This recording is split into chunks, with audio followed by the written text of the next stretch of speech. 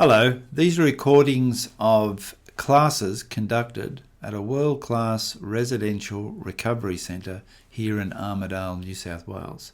My name's Hartmut Günther and I'm fortunate enough to be able to facilitate these classes. So I hope you enjoy them.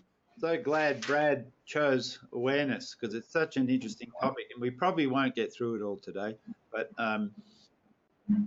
let's make a start as we wind our way around this garden path of being conscious and hopefully learning a little bit more about ourselves.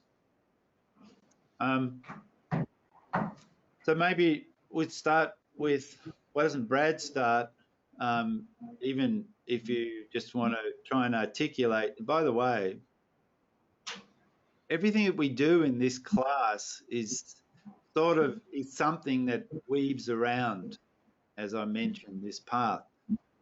And as we do something, and what I'm asking you to do now is articulate yourself, express something you might have thought about, express yourself and, well, I haven't thought about it. I just said it randomly, whatever. However you want to express yourself, that's an important aspect of your life, particularly as you start getting close to other people, or particularly if you find yourself in a workplace or a job, or even where you are right now. It's important to let other people know who you are and what's going on with you. Otherwise, at the end of the day, you feel, well, what's happened? Who am I? Or who cares about me? You know what I mean? So, yep. Yeah, so there's something, it's built into us. There's very few people on this planet who are true hermits, who can just live on their own and not have any need or want to be with other people, or communicate with other people, or have a family or anything like that. Very, very, very few. It's highly unlikely any one of us five, well, I know I'm not, is in that category. Even if you see homeless people, people who have made a decision to be homeless or are forced to be homeless for whatever reason, terrible circumstances, they're not, even though they may be traumatized, they may be struggling, they still respond to being with someone else. And even more so if they can express or are allowed to express something about themselves. So to that end, that's an aspect of mindfulness that is important. So give it your best shot. After we've all said something, I've thought about it. I've thought about it for more than a day, and I've done something I hadn't done before. I did it yesterday. Normally I make notes. Like, I knew this class was coming up last week, so I've been thinking about, well, what is awareness? What is it? What is it to me? What's my understanding? I looked it up as well, all that sort of stuff. And I ended up writing down about 3 pages of stuff just coming out of me, or making notes or whatever. But then yesterday I did something I hadn't actually done before, and I managed to get those 3 pages down to 2 slides, and you'll see those slides. So that was an interesting exercise for me. So I just want to say thanks, Brad, because you made me step up to the plate and do something I'd never done before. So that was quite good. All right, Brad, awareness, go. Awareness for me is, I've struggled with it, but as I got older, I'm sort of awareness is like knowing right from wrong in my lifestyle. Like I'm here to get this sort of help. I'm aware of my fuck ups. Am I allowed to swear? Yeah. I'm aware of the things I should be doing and I shouldn't be doing. Like I've got some legal matters coming up, and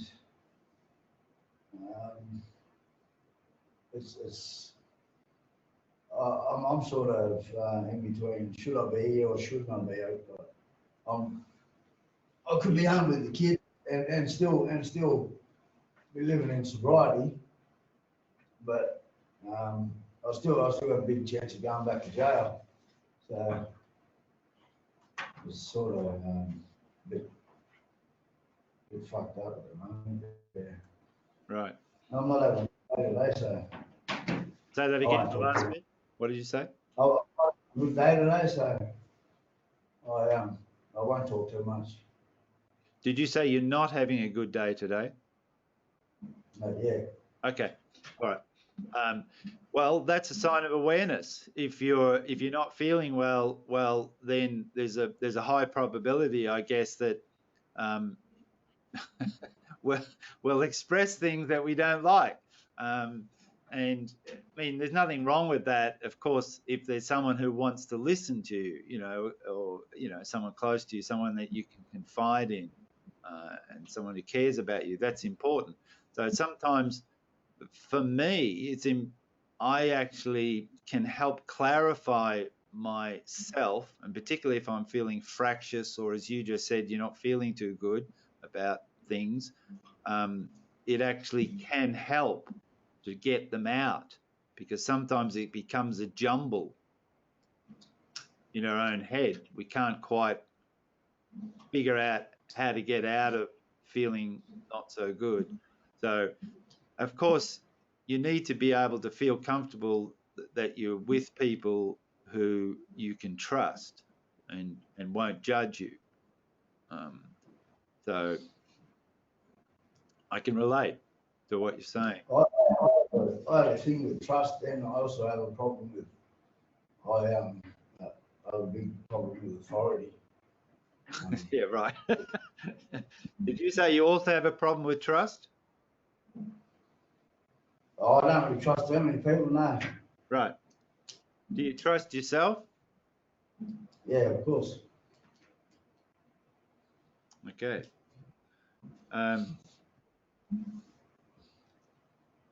Can't stand authority, but I'm talking about the law, police, people like that. Yeah. Mainly police, crews, Yeah.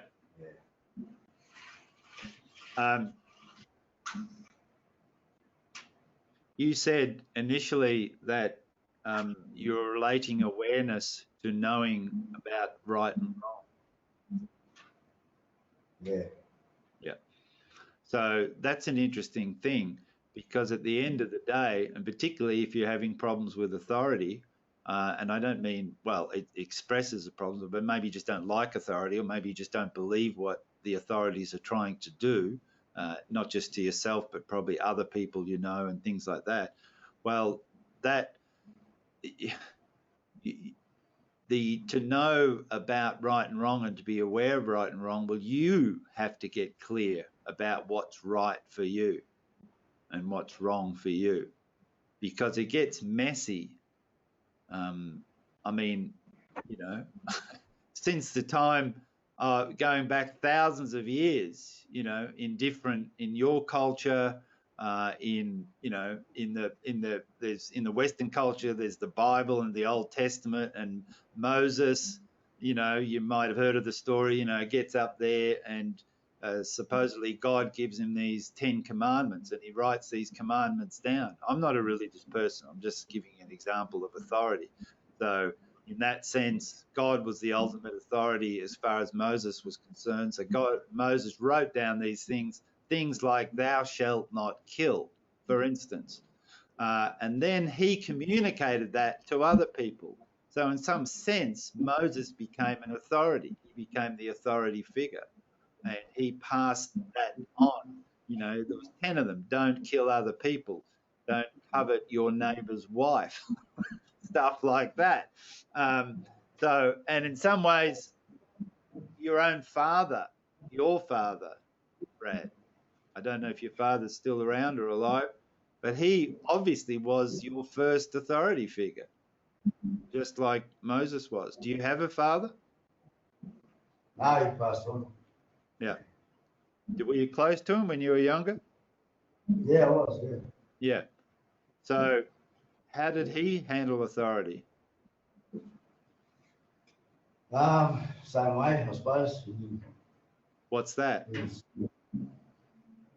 well, he was locked up for a fair bit himself, so. Yeah. Yeah. I'm presuming, and correct me if I'm wrong, that you're Indigenous. You've got Indigenous background. Yeah. Yeah. Okay. So. Sorry if I've taken the class off track today as well. So.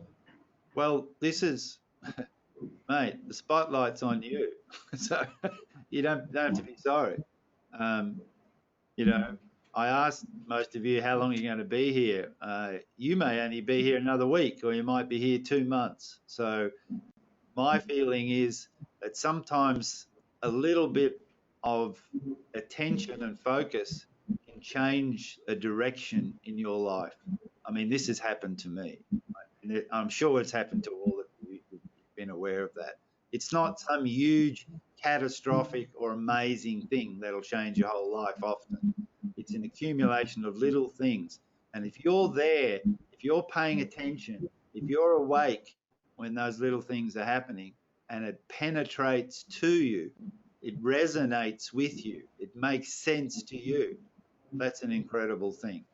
And even though they may be little things, those sort of things don't happen that often in our life.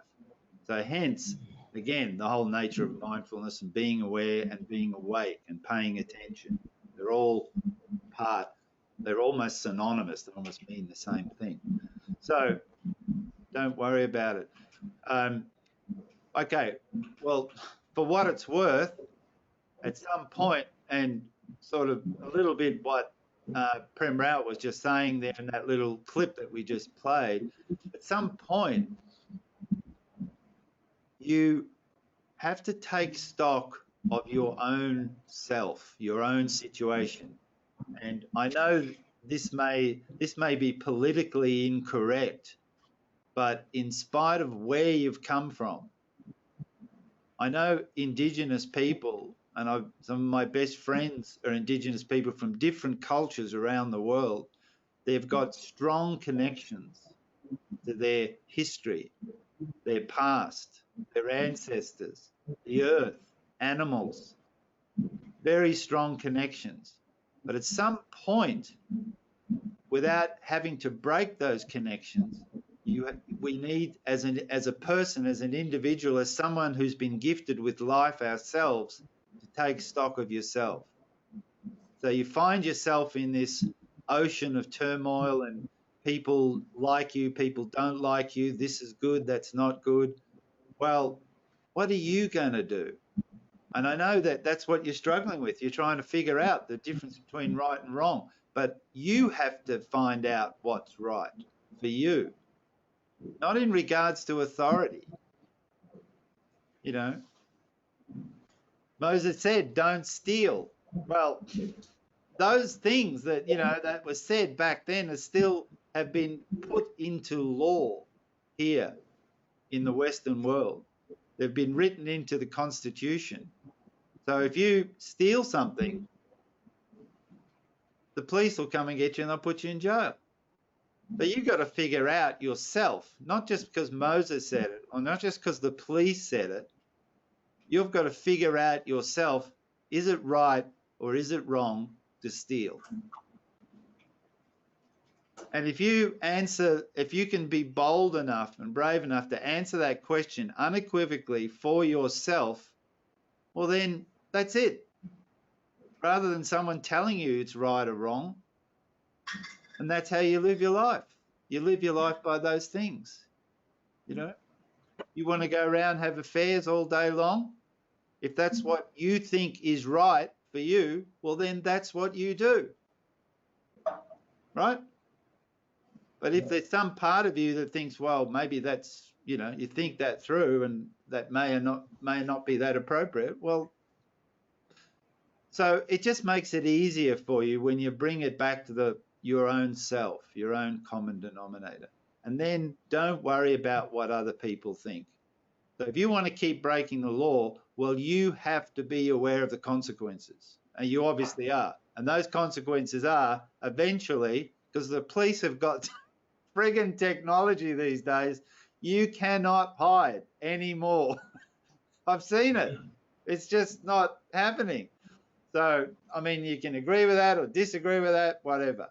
But, you know, it's like, that's it.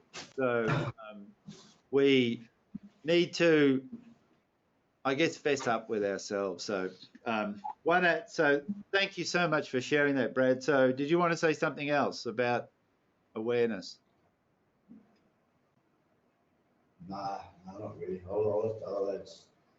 Yeah. So, yeah. So let it, sometimes in these classes, if you're feeling uncomfortable, sometimes we're too close to ourselves. We can't figure it all out. So just let these, what happens in a class like this just wash over you. That man that you were listening to, maybe you had some challenges in listening to something that he was saying, and maybe you don't relate to what he's saying at this point in your life. All that's fine.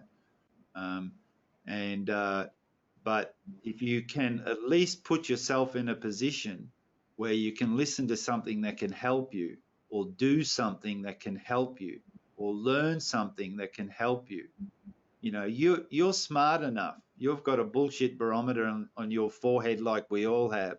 You'll know very quickly and very soon that if you're hanging out with someone or you're doing something that, even if you haven't gone through logically and thought about all the consequences, you know, it may not be that good. So maybe that would be disconcerting for you because you haven't figured out yet where your actual place is in this life that you've been given.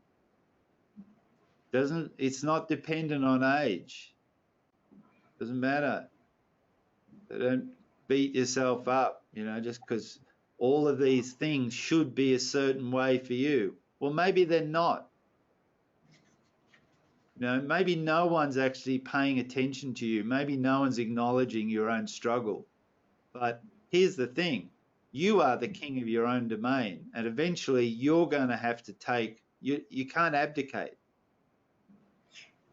So, you know, I don't want to go on and on, but I think you get the gist.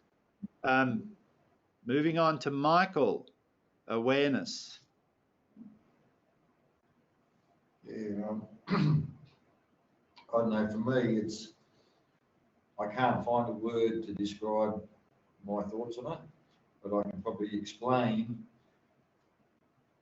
a situation or things that would help, like as in walking down the street and maybe a car drives past and smelling the fumes, and then going past a restaurant and smelling the food in the restaurant, becoming aware of what was cooking, and you know, not only in that aspect, as in, I suppose I could put it like this: when I was using heroin,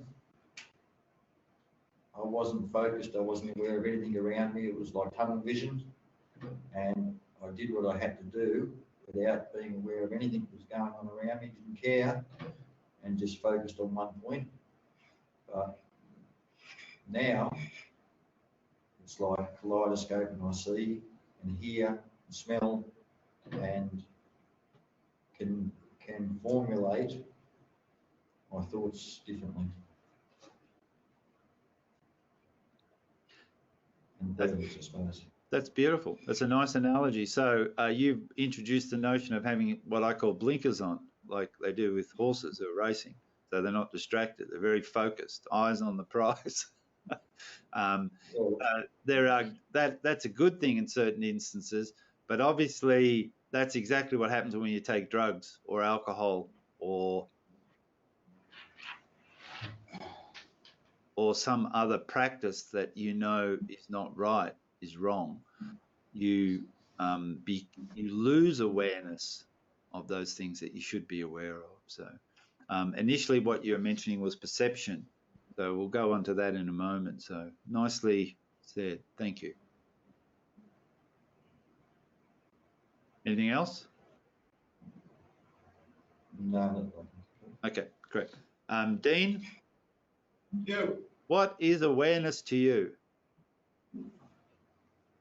It's a lot of things, to be honest with you. For me personally, recently, it's been a lot of self-awareness, focusing back on myself, because I think, especially through addiction, one of my main things that I was doing was focusing on trying to put out somebody that wasn't me, try and people please. So it's been a lot of self-reflection and focusing on my true self, or trying to find my true self recently. So especially through the classes here, learning about naming and understanding feelings, because I think a lot of them use the word synonymous before, and I think a lot of feelings feel the same and people don't truly understand what they are. So when somebody's anxious, they might feel fearful. I know I've had a lot of fear in the past. So it's about truly understanding what they are and understanding what triggers those as well. A lot about being aware about my stance, my posture, what I'm sending out, what vibes I'm sending off to people. Yeah. About my environment, being aware about what's around me and how I feel about those surroundings as well and where I want to be. Being aware of how I was raised, the people I hung around with when I was younger that I chose to hang around with and why I hung around with them, and why some of them might not be useful or needed in the future. And yeah, coming back to being aware of what my values are, what my beliefs are, and what my worth is in the world, and reconnecting with that, or to a further extent, trying to understand what they are, because some of those things I think I haven't really been connected to in the past. That's pretty good. So self-awareness is an amazing aspect of awareness, as you've just said. So you've articulated a lot of those aspects. Thank you for that. The interesting thing when you were talking, what I was sensing was that you're utilizing this time, and you all are, where you're in a bubble, in a cocoon, protected to some degree, or given time out, so you can actually reflect on these things. So what is going to happen, and I'm sort of preempting the future here, is that when you go out and things will happen in front of you, and some of those things that you've been raised awareness of just then, all those things that you've mentioned, you will also you won't be successful in navigating all of those things. Just because you've thought those things and written those things down, the real learning comes out when you go out and get yourself back out there in the real world, if you know what I mean. But you will be armed, that you will have, as you said, separated out, articulated your feelings, be more informed of the cause of things. So your vulnerabilities, as you nicely chose initially, so they will help you, but they won't protect you from still having to actually be and manifest your strength in the moment in any particular situation. Why am I saying that? Because you won't always succeed. You'll still get knocked on your ass. But the thing is, if there's one takeaway message that you get from your time at Freeman House, and that is, if you do get knocked on your ass, get up quickly. Don't grovel down there, right? Yeah, Once you're back up, you can dissect it and intellectualize it as much as you like. But I was having a chat with my sister the other day, and we were both talking about it actually, because I've been focusing on it a lot recently. And she raised a point where she said, what's happening here, both through the first phases of what we're doing and transition back into the real world. Yep. It's all theory. We're not exactly what you said. We don't have a lot of chances to actually practice what we're learning in here until we get out in the real world. Yeah. So it's great. I understand what you're saying. It's great to learn all these things, but to put it into practice, there's going to be times that, mind my language, but we're going to eat shit, and we're going to have to learn from those mistakes. It's reality. It's the world. It is. I beg to differ with that. I might. Right? Well, I might have to. well, look, you really need to come to the health and nutrition class on Friday so that you don't eat shit. That's all I can say. There's some amazing alternatives, and I've been cooking up some amazing things in the last few days. So I seem to be more adventurous with my cooking in this lockdown time, because you can do all sorts of unusual things. Thank you, Dean, for sharing that. Graham. Thanks. Awareness.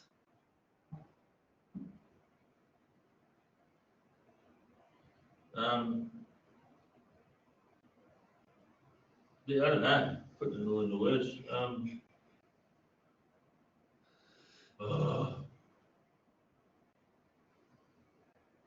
Just recognizing, I don't know. I spend a lot of time thinking about all the shit that, like, the last 20 years of being in addiction off and on, and the way it progressed.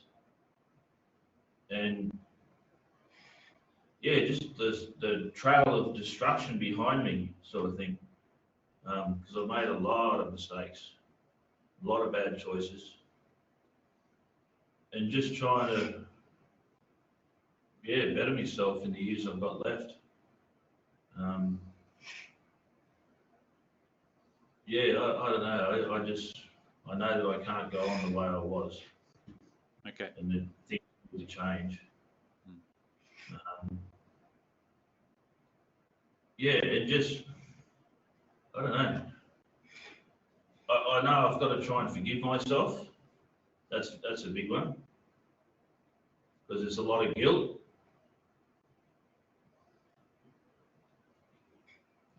It's a bit difficult some days, because I think about all this shit. Like particularly in the last 5 years, I've spent more time in and out of rehab than I have with my family, sort of thing. I'm always away from them. I've been in Sydney, and now I'm out here. And I just want to get back to the good days before it all went pear-shaped, before I started spiralling out of control and lost it all. Because my parents are getting old and that sort of stuff. They're in their 70s now, and they're not going to be around forever. So I just want to try and get to a place where I can stay away from the bloody grog, and be able to go over to my parents and have a barbecue and that sort of stuff without them worrying about me destroying myself like I have been. Just some peace and serenity, for crying out loud. Yeah. But it's been hard. Yeah. I've been a pretty crappy dad. My son wouldn't say that, but I haven't spent a real lot of time. He's 19 now, and I've been in and out of his life. I eventually want to be able to track down my daughter. She's only 10 at the moment, but I haven't spent much time in her life. It's a lot to do with her mother and her choices. I need to get myself into a mindset where I can, because I've sort of given up,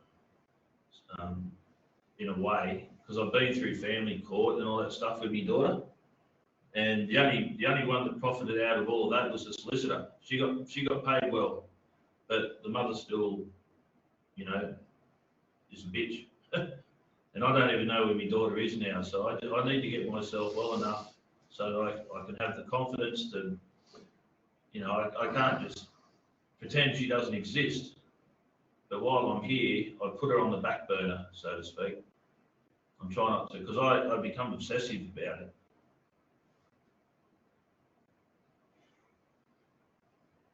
Yeah. Yeah. That's a lot. It's just lots of things. I've got X amount of years left, and I just want to do the best I can with them. That's all. Yeah. So we can, this class today, the awareness class, is obviously going to span across two weeks, because we're not even going to get to any of the slides. And I was going to read out some things that I'm hoping particularly that'll help you, Graham, because I'm currently, mentioned last week, reading this book. Can you see what that says? Yeah, distracted mind. Yeah. So we will, and I was thinking, it's really interesting, since they've given me this opportunity to facilitate these classes, even though within the first week, I wrote a 10-session plan to deliver these classes.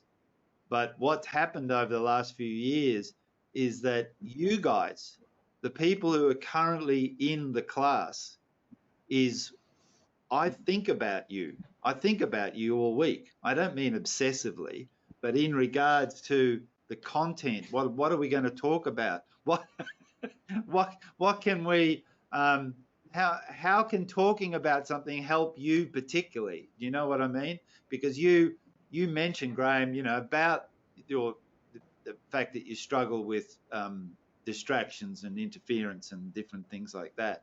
And just then, when I asked you about awareness, basically you zeroed in on a key aspect of awareness, and that is thinking about things. So you go over and you think about, and I know that you know, because you've said it to me, it's the 4th step in the 12 steps of looking at your past and going over it and taking a strong, ruthless moral inventory of all that. And you're doing that. That's what you're actually doing. It's certainly not a comfortable experience.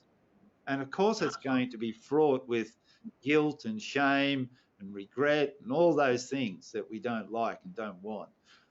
But while all that is going on for you, we also need to, including yourself, realize and figure out, well, what are the good things? What are the what can actually turn this around? I just wanted to say one thing, because I think obviously I've been involved there for years now. So addiction, and I'm not free of addiction.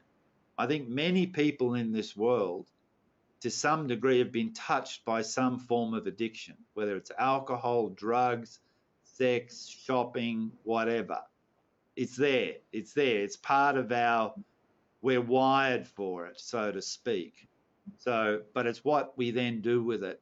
So in some ways, and I don't mean to make light of addiction, but in some ways the addiction is a symptom, not the actual thing that's at the core.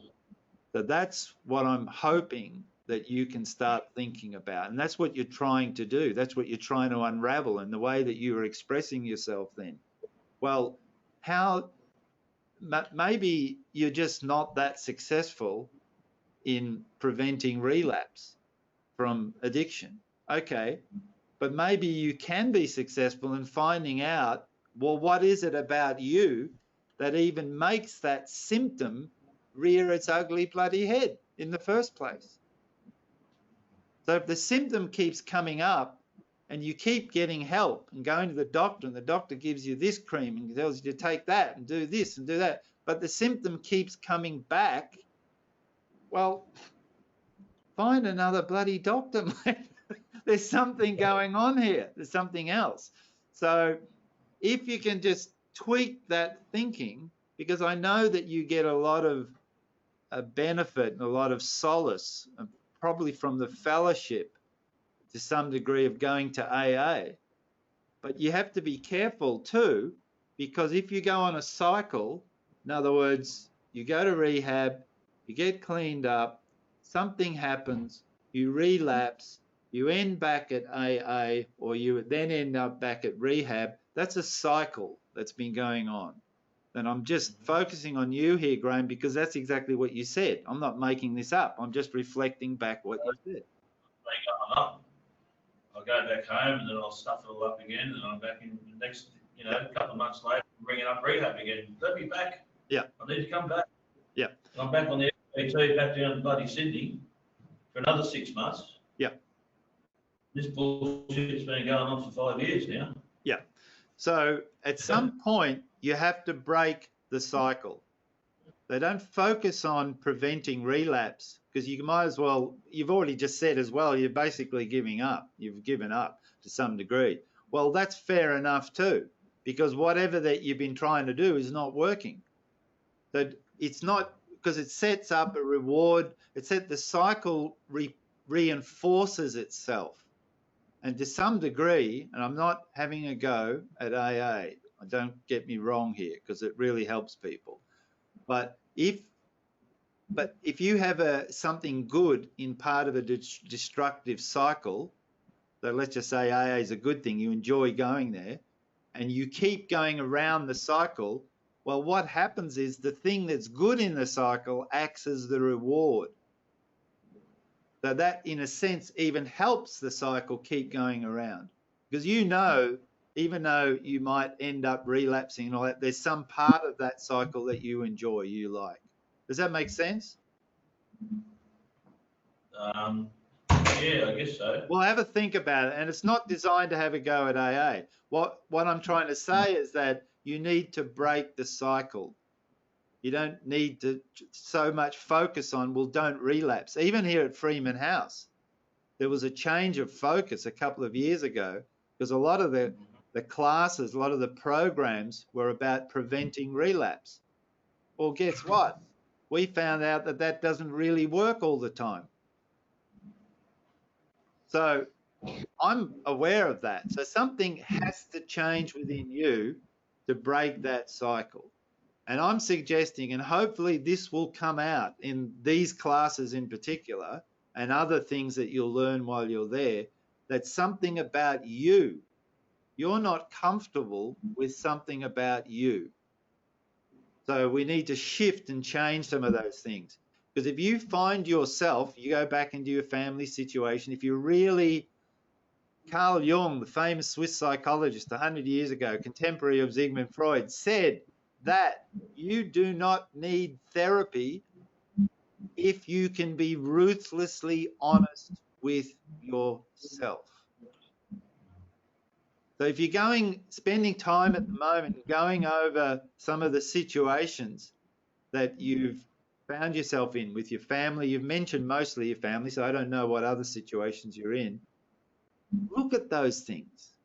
You'll probably find, even though you should be happy in some of those interactions and some of those situations that are part of the normal life with the family, you should like it, you should be happy in that situation. Well, I'm saying, are you?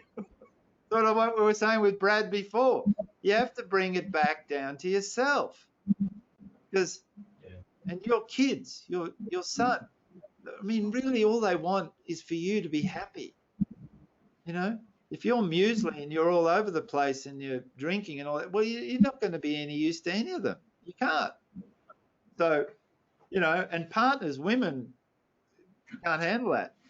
They sense that. They'll know that. And they'll make it difficult for you. They'll leave and all that sort of stuff. So, so hopefully, part 2 next week of awareness, we'll talk about, and I'll read out, I actually had planned to read out specifically for Graham, and the analogy is that there's parts of ourselves that we don't know. There's superpowers, and Prem was alluding to that before, that we have, that we don't know that we actually have. Because we haven't actually been shown them, or we haven't been able to exercise them, environment, whatever. And the analogy I came up with is that I bought a second-hand for $10,000 four-wheel drive, a Toyota, last year. Nice car. So someone gives you, we're all blokes here, so we can relate to cars to some degree. Someone gives you a really nice car, four-wheel drive, all kitted up, and they just give it to you and piss off, and you've just got this thing, and all you see them do is sitting, when they hand it over to you, they're sitting in the driver's seat, they've got their hand on the wheel, their foot's still resting on the accelerator, and the guy says, well, this makes it go fast, and that's the handbrake in between there. But they're the only three things you know, and he leaves you with the car. And then you take it, you start it, you drive around, and you drive really slow. You can go as fast as you like with the accelerator, but you don't know about the brake. He never told you about the brake pedal. He never told you about the gears that you can shift and go really up and down, slow and fast. All you know is the handbrake. So when you see something coming up, you're traveling at about 5 kilometers an hour, you pull the handbrake on, the car pulls itself up. So in some ways, that's an extreme example. Unless you know the things that you've been equipped with, all the features of that car, you're not going to be able to, you're not even going to enjoy it. It's going to be a pain in the ass to drive. So I'm using that as an analogy. There are superpowers that we have that we're not fully aware of. And I'd like to focus our awareness on those things next week. And then, of course, and as Dean and I were sharing just a minute ago, it's like, well, it's all right to know all this stuff in theory, but sometimes things just come and knock you on your ass. But that's what this particular, there's a couple of pages I'm just going to read out to help unravel some of the things that get you into trouble, to help you fess up to yourself and realize, well, these are some of my vulnerabilities. I better bloody know about my vulnerabilities. Otherwise, it's going to get all confusing, it's going to get too hard, and I'm going to do things that I've done in the past, which I know aren't that good for me, but I don't know anything else. Does that make sense? Yeah. Yeah.